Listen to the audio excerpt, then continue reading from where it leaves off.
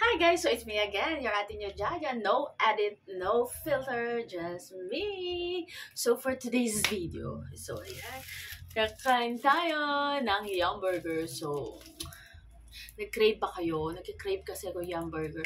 So today is masakit yung lalamunan ko, pero nag-crave ako ng Yum Burger. So ayan, mahilig din ba kayo sa Jollibee? So ayan, meron ako dito Yum Burger. And then syempre hindi mawawala ang fries. Syempre nandiyan niya. Kain tayo. Kamusta naman ang araw nyo? Sadya na kayo, aso ko yun.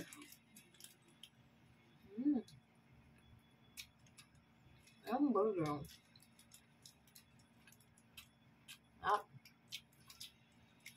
Gusto ko dito yung mayo, alam niyo yun. Kakaiba yung mayo niya. Hilig din ba kayo sa Yum Burger? Comment down below. Hilig din ba kayong kumain?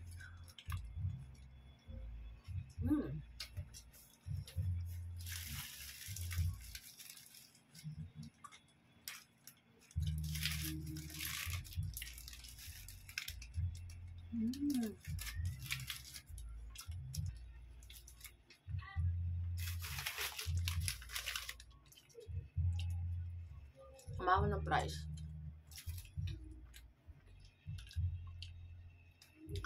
Alam nyo ba guys? Ang init. Sobra. Pero ang diskarte dyan, maligo kayo. Kahit isang timba, sa isang araw, 3 beses. Kahit hindi naman ubos yung isang timba, halimbawa, konti lang tubig nyo. Mga half-half lang, ganun. Basta mabasa yung katawan nyo. Tapos ganun pa rin yung damit nyo susuotin. O diba, bongga yun. Nakatipid kayo ng susuotin.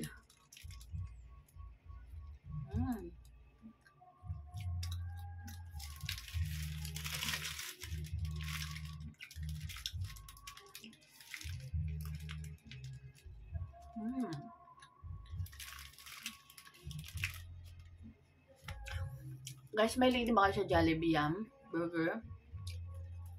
Comment down below and don't forget to subscribe para sa future vlog ko. So, itong vlog na to is pagpapakatotoo. No edit, no filter. Ibig sabihin, kung ano man yun nandito, ito na yun. Hindi ko na kailangan i-edit. Kahit may nagtatatahol dyan na aso. Ganun. So, ito, everyday vlog to. Kung bago ka lang sa akin channel.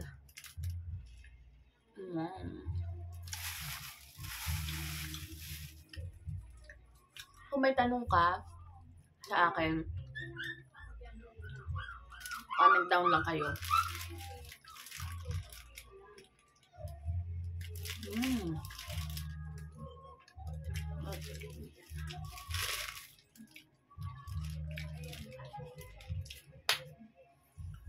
Guys, kayo, ano ba pangarap niyo sa buhay? Nagbi-business din ba kayo? Or may mga ginagawa kayo sa buhay? Share naman kayo dyan. Comment down below. Ako kasi, meron akong ginagawa. Nagla-live selling ako. Ngayon, hindi pa ako makabalik.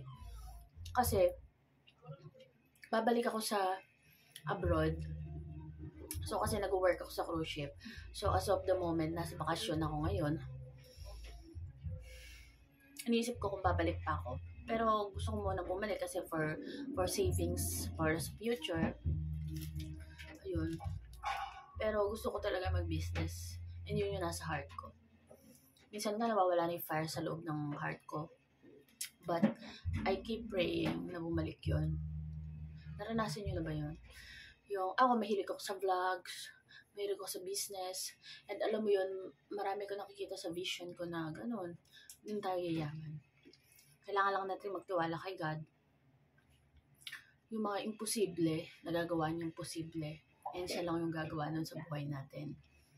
Kaya ikaw, kung wala kang connection sa Kanya, try mo siyang kausapin, taimtim, sa bahay niyo, sa room mo. Mag-pray ka, kausapin mo siya, and papakita niya lahat sa iyo yung mga imposible na magiging posible. Totoo yun. And nagawa niya na yun sa akin. Okay? So, kwentuhan lang to Nakakwento ko lang sa inyo, nasi-share ko sa inyo. Comment down below kung may mga tanong kayo sa akin. So, yun. So, bye! Ikwento lang ako sa inyo. Hanggang dito na lang ang ating vlog for today's video. So, I hope